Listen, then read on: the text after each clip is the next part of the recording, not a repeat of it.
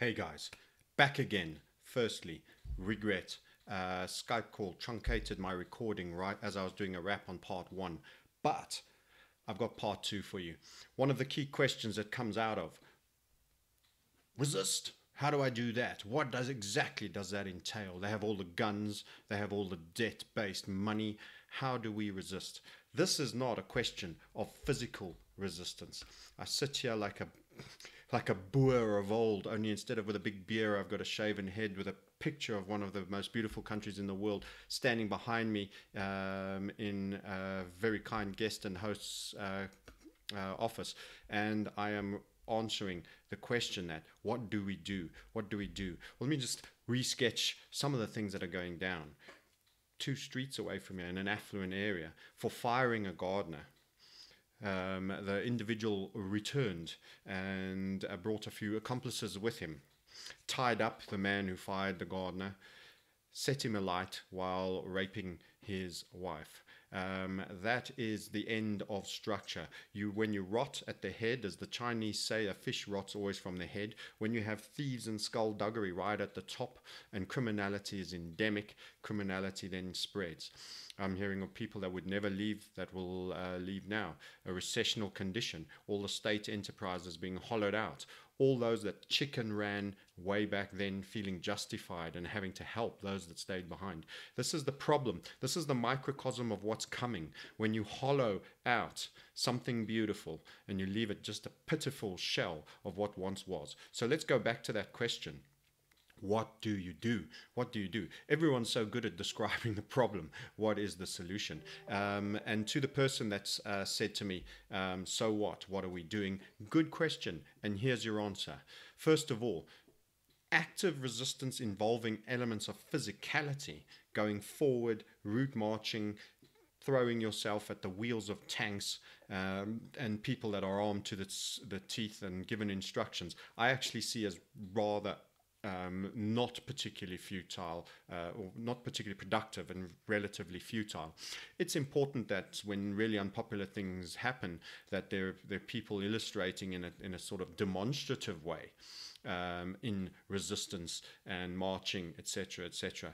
But I always find those things are shrugged off. It's a storm in a teacup for a day for politicians that can call in military SWAT team armed policemen that used to be, Britain was the Bobby on the beat with his truncheon and his helmet, and ho ho ho, not much more menacing than Santa Claus. Nowadays, stab knife armed, multiple pistols, automatic weapons everywhere, and it's an aggressive policing, and that's everywhere.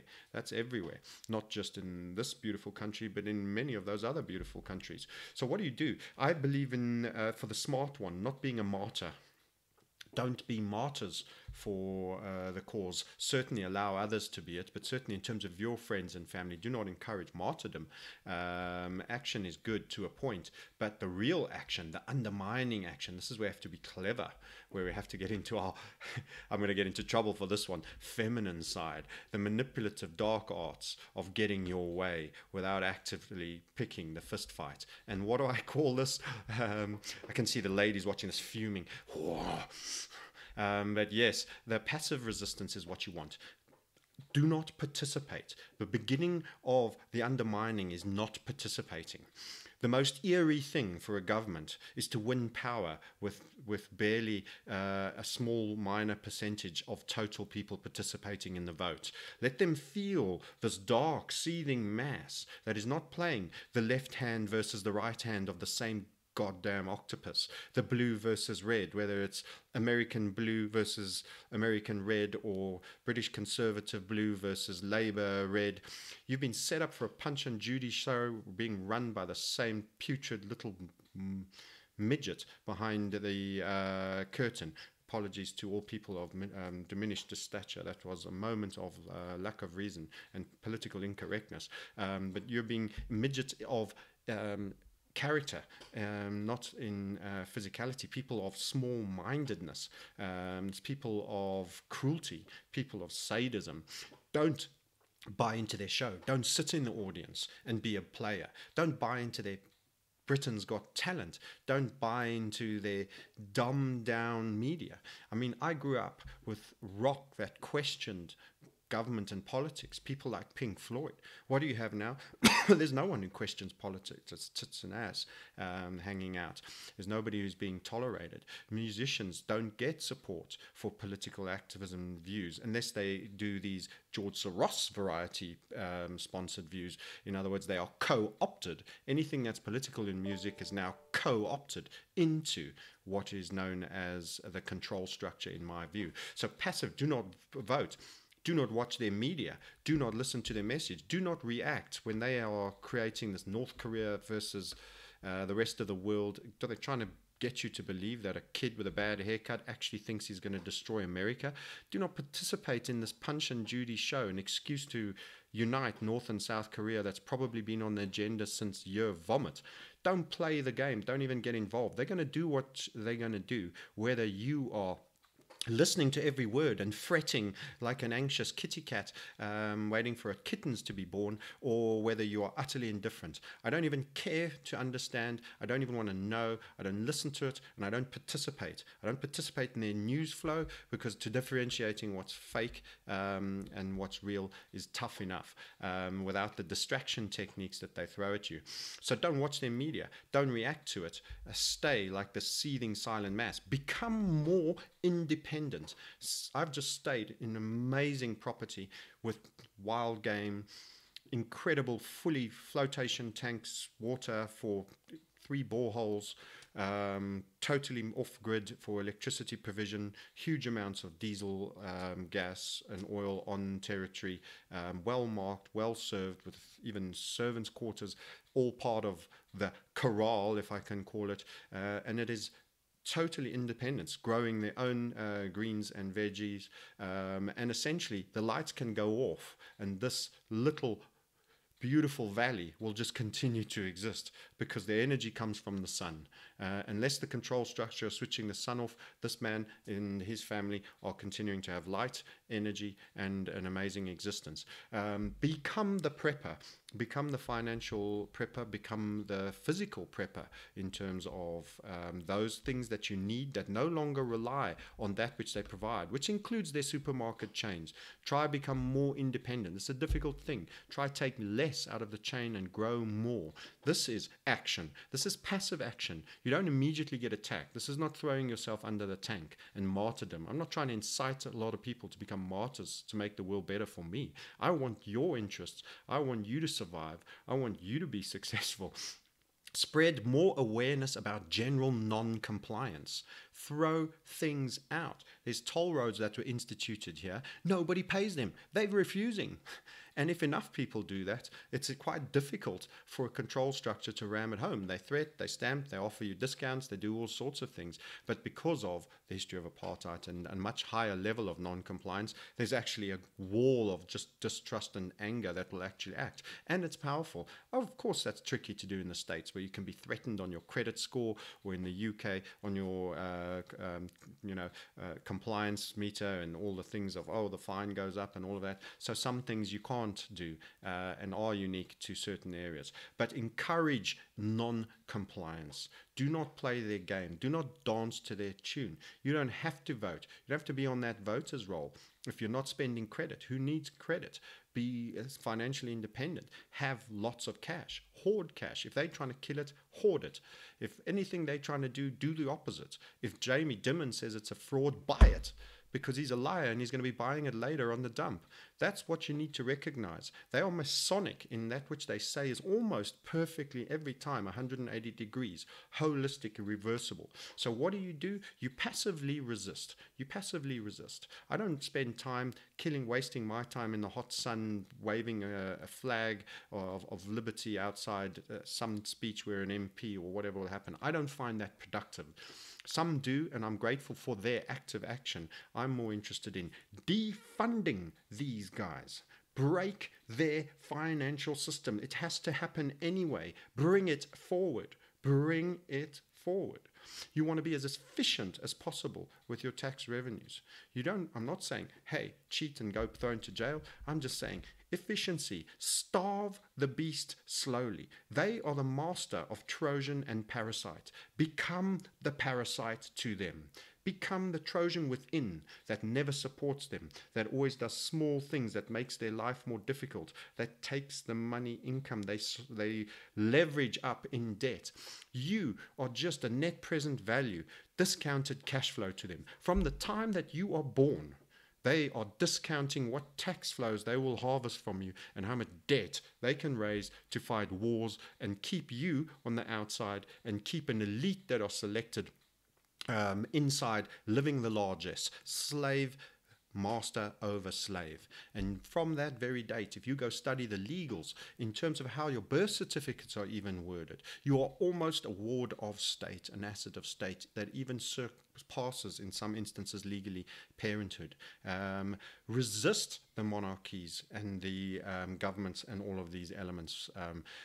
Make sure people understand real history of what went down, how the Queen of England brought Kitchener out and put the first real concentration camps were not German.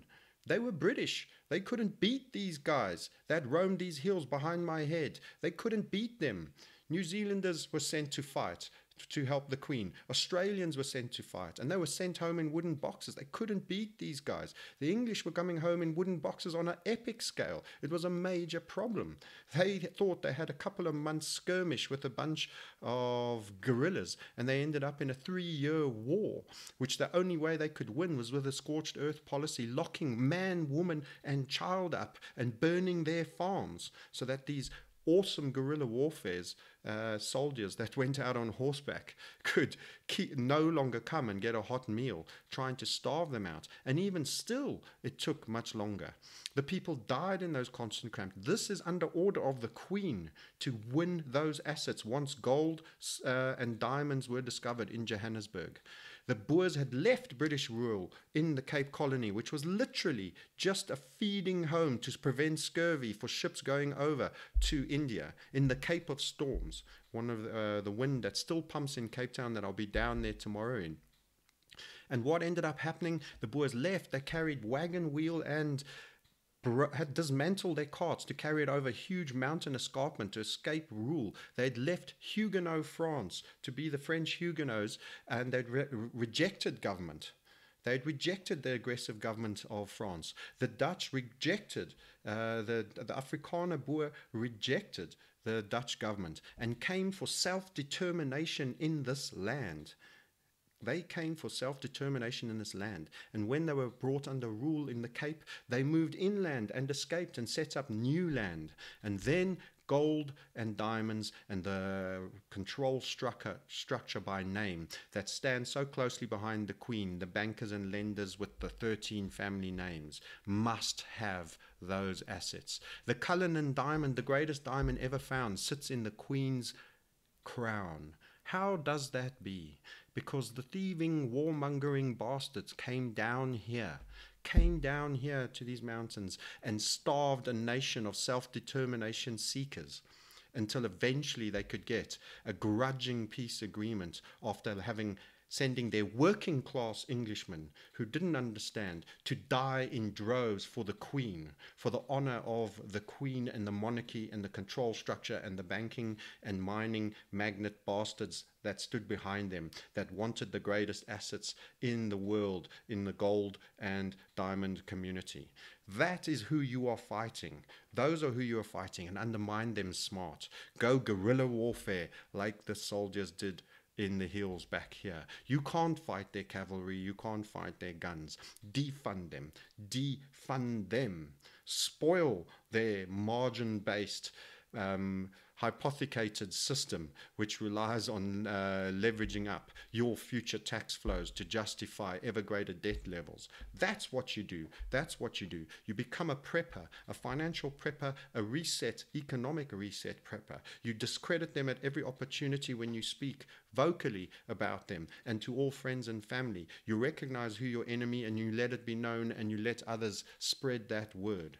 And slowly You recognize that politicians and the people that work close to them, you discredit and shame them so that they realize they are pariahs. They have to bundle very tightly together. And you don't vote and participate in their shenanigans and Punch and Judy shows. You let that number go ever higher percentage of people not participating in this show, this wicked show of fake democracy that supports an ilk of complete skullduggery and banker bailout, co-opted, secret society-based slave drivers. You opt out of the people that formed the first concentration camps. Not an attack on English and English people, good-spirited English people, or American people, or Australian people, or Kiwi people that were ordered to come fight here. The people that stood behind them, that ordered them to fight here. The people for which that Union Jack still sits in the Australian flag and the New Zealand flag. The Queen and the control structures behind them. The imperialistic notion. Imperialism never died. It just got rebranded. Fight them in your mind. Fight them in all that you do on a day-to-day basis. Be efficient. Defund them. That is what you do. That is my answer to what you do about this control structure. And that day is coming. And let me say something. The people that are complicit, the media that are complicit in forcing an ever faker narrative that more and more people are slipping away from, I hold them responsible too. And when the Truth and Reconciliation Committee of the globe regarding the economic system that's gone down in terms of what we've done actually comes about, when that day comes about, something that existed here for the sins of apartheid and what was done by service forces chaired by Bishop Tutu, when we have our virtual version of that, I will hold those media people that kept the official narrative and kept those people in power, that kept truth out of their broadcasts, personally responsible, like the Vichy French that suddenly after they were learned were shaven and dragged through the streets. They must know we are coming for them when the day comes and the vagabond villains are chased out. Those that resisted will be on one side, and the collaborators with the system will be named, shamed, wealth and assets stripped for the harm, the damage, and the oppression they wrought upon our society of libertarian thinking, free-minded people that did never give permission for the agenda that's been pursued. That's my message. That's the action. And we're coming for those people, and we want that day, and we want that moment of justice. And now we need to slowly chip away at their machine and let those big cogs and wheels keep collapsing down. It's coming anyway. Be part of that process. Accelerate that process. As tough as it will be when it goes down, so will be the backlash for those that supported that machine at the detriment of the many. That is my rant of the evening, and I apologize for the quick closeout of the previous clip, but that is what you do. That is your action call. That is your action call. Defund them. Do not participate in anything that they set about. It is all part of their control structure. Create alternatives. Undermine. Go your own way. Be a boer. Be a boer. Every time they come, you move somewhere else. You stipulate and determine your own values and your manner of living, and fight against the control structure and make them feel, but in a passive, smart way. Don't throw your physical body to be crushed under their wheels. Be smart. Play the mind game. That's Francis. Speak to you all soon.